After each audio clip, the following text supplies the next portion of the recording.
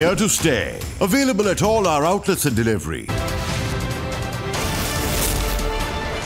कराची में मुत्तहिदा कौमी मूवमेंट के यकजा करने की कोशिशें जारी हैं। इस सिलसिले में governor Sindh Kamran Tessori organising committee के सरबराह फारूक सत्तार की रिहाइशगाह पहुंच गए हैं। इस मौके पर गवर्नर सिंध कामरान तसूरी का भरपूर इस्तकबाल किया गया है। कारकुनों ने गवर्नर सिंध के हक में नारे भी लगाए हैं। इस बारे में तफसीलात जानते हैं बोल न्यूज़ के नुमाइंदे अली रजा से। अली रजा, आगाह कीजिएगा, बड़ा भरपूर इस्तकबाल किया गया, तवक्कुआत की जा रही है इन मुलाकातों से?